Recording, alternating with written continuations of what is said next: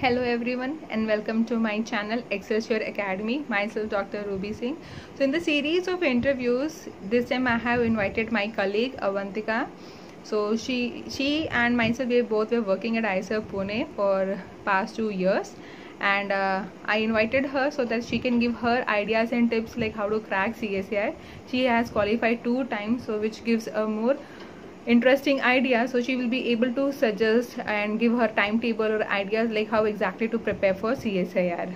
So I hope listening to her will give you certain motivation and will inspire you to make your own proper timetable so that you can also prepare. So let's hear what she has to say. Hi everyone, my name is Avantika.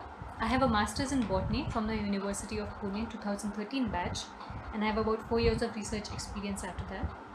I've cleared the CSIR UGC NET twice now. The first time was when I was in my master's in December 2012, where I cleared it for lectureship, rank 37, and the second time was in June 2016, where I cleared it for JRF, rank 34. So I'm going to talk to you a little bit about my study strategy, about my exam strategy, about what notes I used, and give you a few tips here and there that might help you clear this exam. So the first time I appeared for this exam, I was studying for my master's, so I did not use any special study material. I just revised my bachelor's notes. I just focused on class in my master's. I just used the reference books that had been recommended to us by the teachers, by the syllabus. I also read a few new research papers to get a grasp of the subject. Basically, I did my master's well, and that helped me clear the exam the first time. But the second time was after a few years when I had done a little bit of research experience, so I was a little away from the theoretical aspects of this subject, and for that I bought a book from the Arihant publication, and it's a nice big blue book that I studied front to end in about 1 to 1.5 months. I also used another book from Uppkar publication, but I used that more as a cross-check mechanism, or to see if there was some additional information there to sort of cross-reference from the Arihant publication book. At the same time, if I ever felt that there was something confusing or that something was not explained in as much detail as I would like, I would simply search on the internet, and you get all sorts of good information on the net, but you have to know where to look. So don't go for those pseudo-scientific sites. Focus on good sites, and then you can learn from the internet as well. One thing that I did was that I focused on the subjects that I knew, because I studied it only for about a month and a half. I did not start learning new topics. For example, I had done botany, so I have a lot of knowledge about plant sciences. I don't have much knowledge about zoology. In fact, I have almost none at all. So I didn't try to learn those aspects now, learn those topics now, but I preferred to make the other topics that I had actually studied in my bachelor's and master's more fixed in my mind, to revise them and focus more on the plant sciences. But of course, I did a few topics here and there which were important for the exams. For example, from the animals point of view, I did a little bit of embryology, some pathogens, a basic human health, etc. And I think that can be a strategy that can be used even by people who have studied animal sciences. So focus more on the animal aspect, but then you can do some basic plant science topics such as the Z scheme or the C3C4 pathway, which are very important. So yeah, that was my strategy for that. Then there are a lot of common topics that both people from the zoology and the botany background can do. For example, enzyme kinetics, or the general science like such as the human body, or the environmental science part of the syllabus. These are really important, or even the basic biotechnological aspects that need to be taught. These are the basic topics that are common between all of these, so these are also important. What is also important is that you should keep yourself up to date with all the new scientific discoveries, or whatever people are getting these Nobel prizes for, or some groundbreaking research, stuff like that. So that is also very important. Talking about plants, what I would say is that there are a lot of cycles, there are a lot of schemes that are very difficult for some people to remember. For example, Calvin cycle, for example, all those different cycles that happen. Some happen in the mitochondria, some happen in the cytosol, some happen in the chloroplast, and it's very, very, very important to remember which happens where, and how many NADP are released, or what ATPs are used or released, and it's very important to know all these things. And people often find it extremely difficult to learn all these things. So one of the things I have been doing for a long time now is to just draw all those cycles and paste them on your bedroom wall. Draw them, make them very colorful, and for example, if you have the Calvin cycle, you can use different colors for each different aspect. So like the product is something in red, or the enzymes are in green, or the ATP used or given out is in orange or something of that sort. And then you just paste it, and every time you look at it, you should read it every day for like a minute or so, and that gets really fixed in your mind. So you can do that for all different difficult things. For example, even for taxonomy or for animal embryology, all these things. What is important is for you to know what works for you, because for some people visual memory is better, and for some people the audio memory is better. So some people remember better when they have heard something. So if you pay attention in class, you can remember it for a long time. Or for some people it is better that you look at something and then you remember it. For me it's actually both. So I need to, if I see it and I speak it out loud, it's the best for me. And for every person it is different. So you should know what is good for you and what actually helps you remember things better. And the key to remembering these difficult things is basically revision. So if you make something like a chart, you look at it every single day, you keep revising it every single day, so that gets fixed in your mind, and then you can repeat the entire cycle to yourself, maybe once a day or something. That will help you. Okay, what is also important, I would like to say, is to know a little bit about the structures and some basic chemistry. So you know about the structures of pyrenes and pyrimidines and furans and stuff like that. So what sort of benzene, what is a benzene ring, what is a naphthalene ring, and these are things that you should know, because it is important when you talk about all these enzymatic reactions to know how these things work. So you should know basic chemistry, electrophilic substitution, such reactions, what is a redox reaction. These things are very important. I'll give you an example about how to study.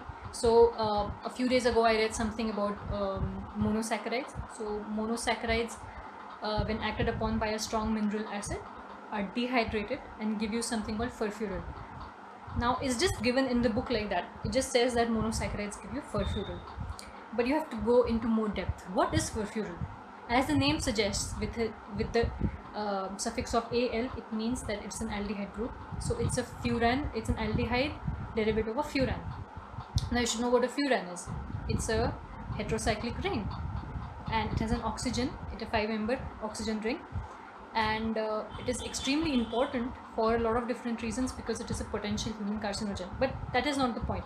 But the point is that you should know all these things. So what is a monosaccharide, what is furfural, why does that happen, what kind of reaction that is, what enzymes are used. And you need not learn all these things by heart if they are not very important, but these things should be clear in your mind, because they are just the basics. And if you do something like this, then it's easier for you to learn the more difficult aspects also. So I think that's how you approach your studies, and keep revising, keep writing, keep reading it aloud to yourself. What I also did was not to study for a long time, but take breaks in the middle. So I would study for 6 to 8 hours sometimes, not every day, but as many days as I could do it. And I wouldn't do it like 4 hours at a stretch, and you feeling sleepy, and then you can't really stuff anything in your brain anymore. What I did was to take a break after every 2 hours or so. sometimes you go into a flow and it's easy to just study for the entire stretch, and that's a really good thing because you remember a lot at that time, but it's very difficult to go into that flow. So it's better if you take breaks.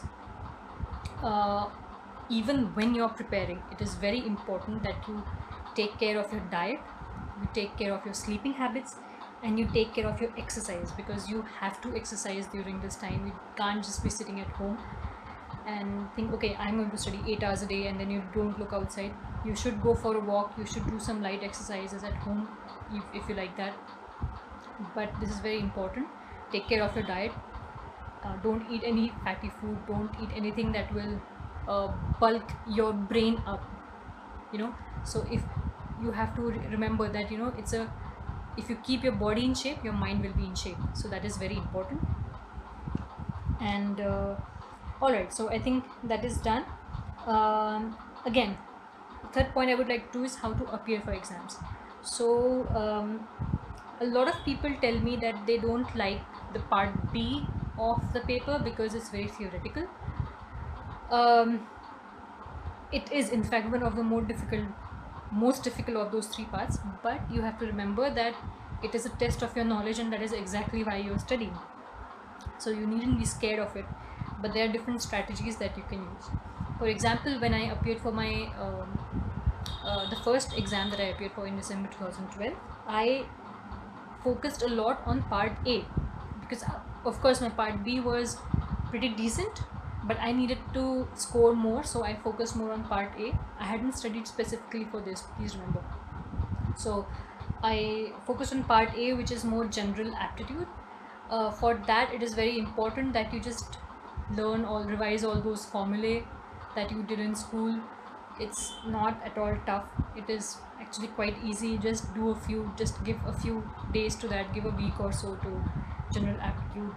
And if you're already good at it, then well and good, but if you're not, then you should pay a little bit of attention to it, because it can be very scoring. It can help you, especially if you are scared of part B. For part C, of course, it is derivative, so it's actually not all that tough. You can make very intelligent guesses, or you can just derive from the question, and then you can get the answer if you have some basic theoretical knowledge. Part B, of course, is the most difficult, and what I do is that I go through part B and part C.